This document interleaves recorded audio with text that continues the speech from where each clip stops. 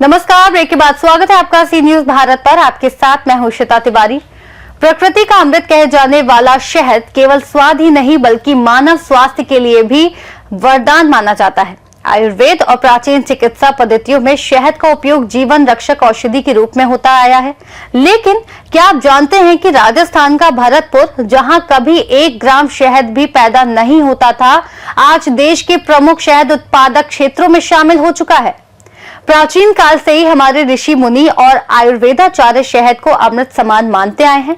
लंबे समय तक देश में इटालियन मधुमक्खी एपिस मेलिफेरा का पालन केवल तराई क्षेत्रों तक ही सीमित था। राजस्थान, विशेषकर भरतपुर क्षेत्र में करीब 30 वर्ष पहले तक शहद उत्पादन की कोई परंपरा नहीं थी।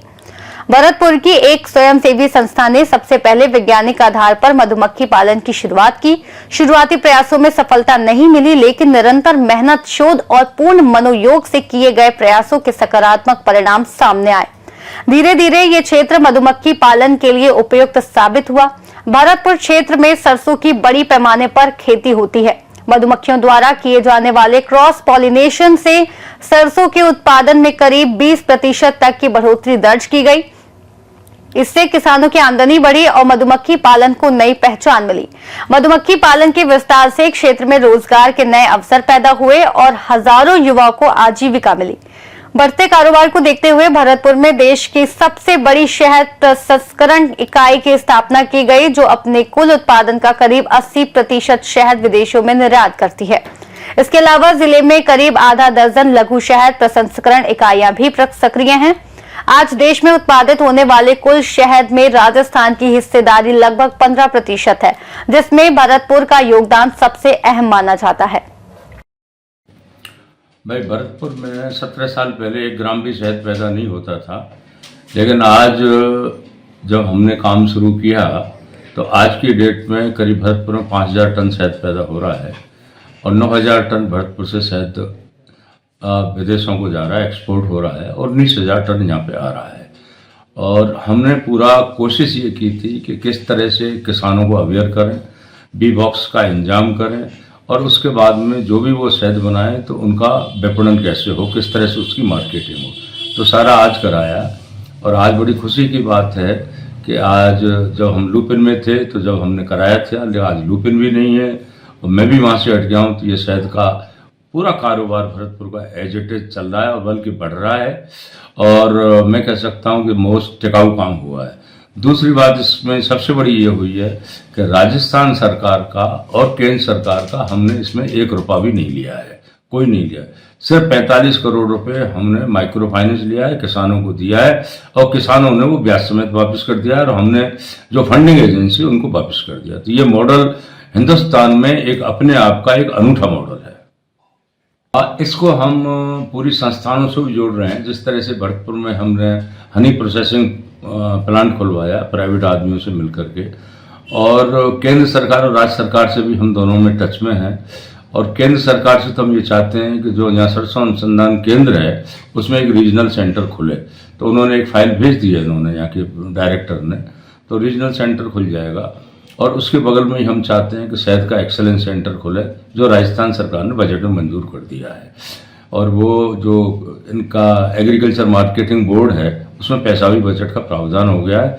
तो ये सारा काम एक साथ होगा, इसकी अवेयरनेस भी चलेगी, एक जगह ही जितने भी शहद के बारे में जो इन्फॉर्मेशन है वो मिलेगी और अल्टीमेटली टेस्टिंग भी होगी, जो कि प्राइवेट में टेस्टिंग होती है उसकी वजह सरकारी टेस्टिंग होगी। तो किसान अपने आप भी बेच सकते हैं और फैक्ट्री में भी बेच सकते हैं, कहीं भी बेच सकते हैं। भरतपुर राजस्थान स्टेट का वो ज़िला है जिसमें सरसों बहुत प्यार क्षेत्र में बुवाई की जाती है। सरसों की बुवाई को देखते हुए श्रीमान सीताराम गुप्ता जी द्वारा 1997 में सहारनपुर और देहरादून इधर घूमकर आए थे, तो उन्होंने कहा कि भरतपुर ज़िले में मधुमक्खी पालन की तलाश ज़रूरी है। तो उसी को देखते हुए भरतपुर ज़िले के 4 मधुमक्खी पालकों को तैयार किया गया और उनके लिए उन्हीं के द्वारा 5-5 डिब्बे दिए गए थे। आज भरतपुर जिला मधुमक्खी पालन का हब बन चुका है। आज हजारों टन मधुमक्खी पालन होती है। सीताराम गुप्ता जी द्वारा इस क्षेत्र को बढ़ावा देने के लिए विभिन्न क्षेत्रों में ट्रेनिंग दी गई एवं भरतपुर ज़िले में हर ब्लॉक में ट्रेनिंग सेंटर खुलवाए गए, जिसके तहत भरतपुर ज़िले के सेवर क्षेत्र में अधिक से अधिक मधुमक्खी पालन का विस्तार किया गया। उसके तहत आज ब्रिज हनी उद्योग भरतपुर में उन्हीं की ट्रेनिंग के द्वारा की गई।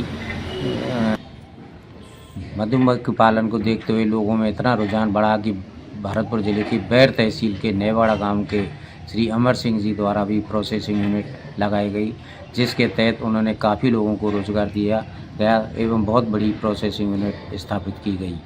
उनके लिए भी श्रीमान सीताराम गुप्ता जी द्वारा अनुदान दिया गया। भरतपुर से सीनियर संवाददाता देवेंद्र सिंह सोलंकी की रिपोर्ट।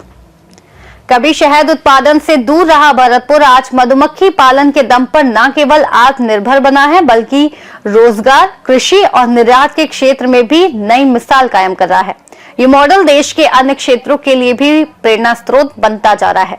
फिलहाल इस खास रिपोर्ट में इतना ही। देश और दुनिया की तमाम बड़ी खबरों के लिए आप जुड़े रहिए सी न्यूज़ भारत के साथ।